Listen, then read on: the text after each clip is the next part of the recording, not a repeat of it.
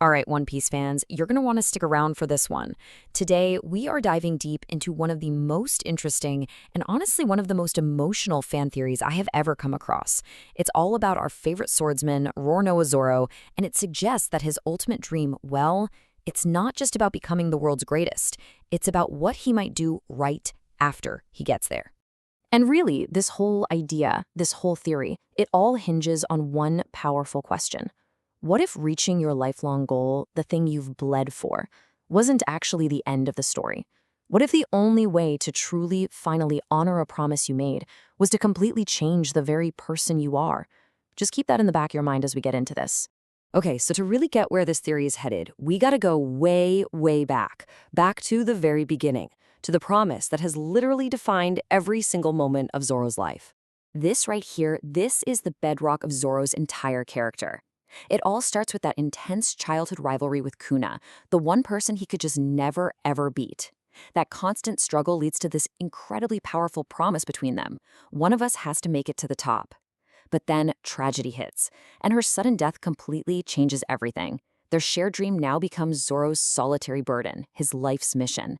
And that's why he carries her sword, the Wado Ichimoji. It's not just a weapon, it's the physical proof of that oath.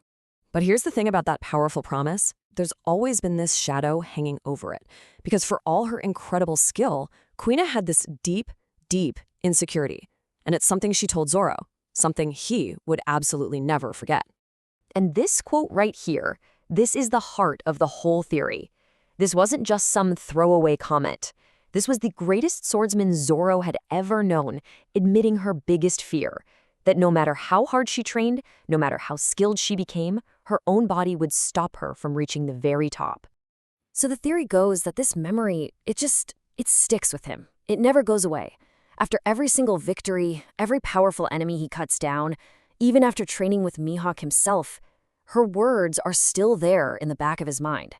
It's like the one ghost he can't defeat with a sword, a piece of unfinished business that's tied directly to Kuina's spirit. So this all builds up to the big question, right? What happens when Zoro actually does it? When he finally stands at the top of the world? Well, this is where the theory gets really wild. It proposes a final, radical act to finally settle that spiritual debt he feels he owes her. Okay, so here's how the theory says it all goes down, step by step. First, Zoro achieves the dream. He becomes the world's greatest swordsman. But in that moment of victory, Kuna's words come rushing back, kinda tainting it. Was it just because he was a man? So to truly prove her wrong, to honor her in the most complete way possible, he seeks out the one person in the world who can help, Emporio Ivankov. And in one last incredible act of devotion, he asks to be transformed. Now, I know what you might be thinking. There's no way. But hold on, because this is One Piece we're talking about. Emporio Ivankov and their Horm fruit are a real, established part of the story. We've seen them do this. The power to change someone's biological sex is already there.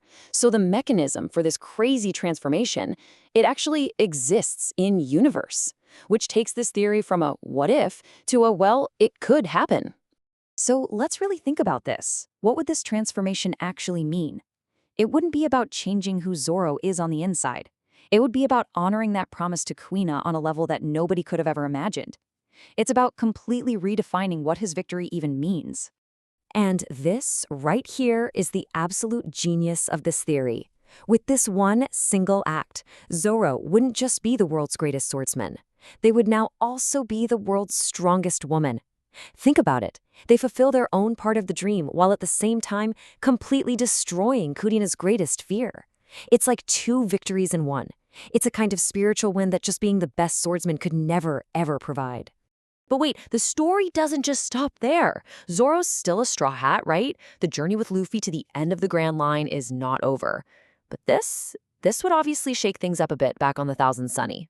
Fundamentally, nothing changes. Zoro is still Zoro, Luffy's unwavering right hand. But man, can you just imagine the new dynamic? Especially with Sanji. How would our favorite chivalrous cook handle his greatest rival now? His whole code of never hurting a woman would suddenly smash right into their nonstop bickering. Not to mention, his constant flirting. It'd be chaos. And that's really what this whole wild theory leaves us with, isn't it? It suggests that for Zoro, The ultimate test of strength isn't about muscle or swords or hockey. It's about will. It's about honor.